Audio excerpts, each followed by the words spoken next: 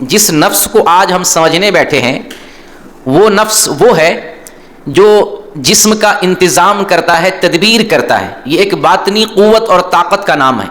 یہ ایک لطیف جوہر ہے جس کے اندر زندگی ہے، ارادی قوت ہے، حس و حرکت اس کے اندر. اس کو دوسرے لفظوں میں کہہ سکتے ہیں خواہشات کا نام نفس ہے، کیونکہ نفس خواہشات کا دل دادا ہوتا ہے، خواہشات کے پیچھے بھاگتا ہے. اور یہ بڑا سپر پاور ہے. اس نفس کو ہلکے میں نہیں لیں، اس کو اس انداز میں سمجھنا ہے کہ آپ اس کا مقابلہ کر سکیں. یہ بہت سپر پاور ہے، اتنی قوت والا ہے، اتنی قوت والا ہے کہ نفس کا ایک مقام، ایک اسٹیج ایسا بھی ہے کہ اس کا نفس اس کا خدا ہوتا ہے اور انسان اس کا غلام ہوتا ہے، بندہ ہوتا ہے. نفس کو اپنا معبود بنا لیتا ہے. وہ ایک اسٹیج بھی زندگی میں آتا ہے.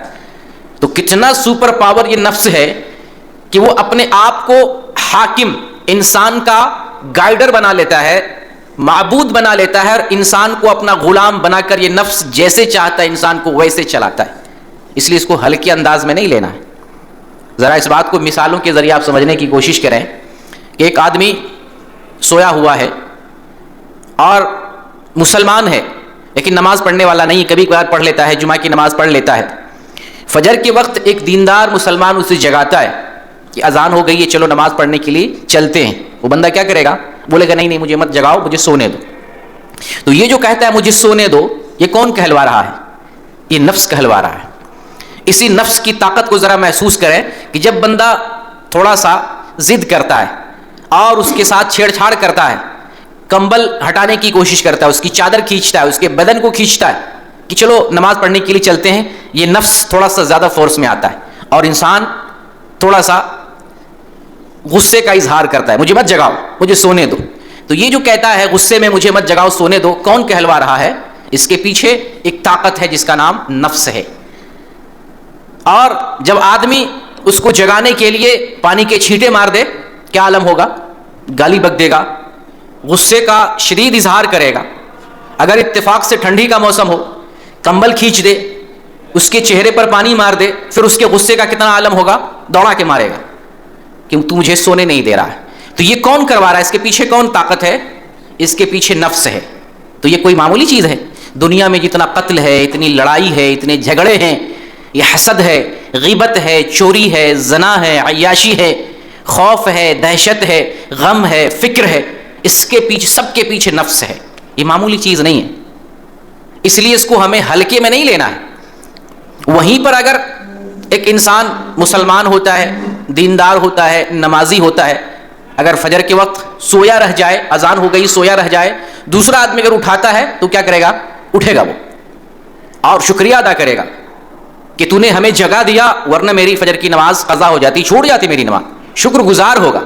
تو یہ جو شکر گزار بن رہا ہے، اٹھ رہا ہے، اس کے پیچھے کون کام کر رہا ہے؟ اس کے پیچھے بھی نفس ہے.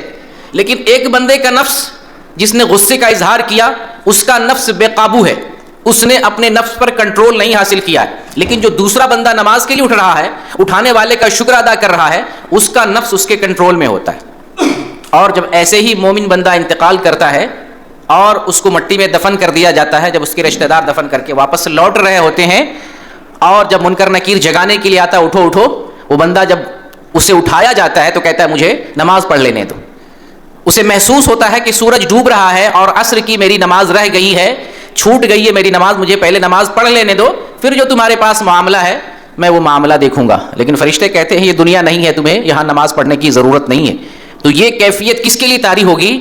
جو اپنے نفس کو اپنے بس میں کیا تھا، جس نے اپنے نفس کو پاک کیا تھا، اپنے انڈر میں کیا تھا، اپنے کنٹرول میں کیا تھا اور اللہ کے احکام کے مطابق اپنے نفس کو لگایا تھا. اسی آدمی کے لیے قبر میں یہ کیفیت پیدا ہوگی. جب فرشتے جگائیں گے تو وہ نماز پڑھنے کے لیے تیار ہونے کی کوشش کرے گا. لیکن جس نے اپنے نفس کو بے لگام چھوڑ دیا، اس کے لیے قبر میں یہ کیفیت نہیں ہوگی. وہ تو اس کو خیال بھی نہیں پیدا ہوگا. جب دنیا میں خیال نہیں تھا تو آخرت میں اسے کیسے خیال پیدا ہوگی؟ تو آپ سمجھ رہے ہیں نفس کتنا پاورفل ہے؟ بہت پاورفل ہے. انسان کو جیسے چاہتا ہے ویسے اس ڈگر پہ، اس راستے پہ لگاتا ہے، کہتا ہے ادھر چلو ادھر چلتا ہے، ادھر چلو ادھر چلتا ہے. سب کے پیچھے نفس ہے. لیکن یہ نفس جیسے دل ہے، اس کی طرح، آنکھ کی طرح، کان کی طرح کوئی عضو نہیں ہے جس کو آپ دیکھ سکتے ہیں، چھو سکتے ہیں، پکڑ سکتے ہیں. یہ ادراک اور محسوس کرنے والی چیز ہے. جیسے ہمارے اندر غصہ بھی اللہ تعالیٰ نے دیا ہے، ہم سب کو معلوم غصہ ہے. لیکن اس کو پکڑ نہیں سکتے ہیں، اس کو چھو اور ٹچ نہیں کر سکتے. اسی طرح سے نفس ہے، ایک باطنی قوت ہے جس قوت کی بدولت انسان کے جسم سے اچھے اور برے اعمال کا صدور ہوتا ہے. ان تمام اعمال کے پیچھے نفس کا ہاتھ ہوتا ہے. کوئی آدمی غصہ کرتا ہے، پیچھے نفس ہے. کوئی آدمی کسی کو گالی دے رہا ہے، پیچھے نفس ہے. کوئی کسی کو قتل کر رہا ہے، پیچھے نفس ہے. اور کوئی اچھائی کی طرف جا رہا ہے، نیکی کا کام کر رہا ہے، نماز پڑھنے بھی گیا، روزہ رکھ رہا ہے، زکوٰۃ دے رہا ہے، اس کے پیچھے بھی نفس ہے. لیکن دونوں میں فرق ہوتا ہے، دونوں میں فرق ہوتا ہے. نفس ایک ہی ہے، جسم کے اندر نفس ایک ہی ہے، لیکن اس کے حالات مختلف ہوتے ہیں، اس کی کیفیات مختلف ہوتی ہیں. اس وجہ سے علماء نے نفس کی 3 اقسام بیان کی ہیں.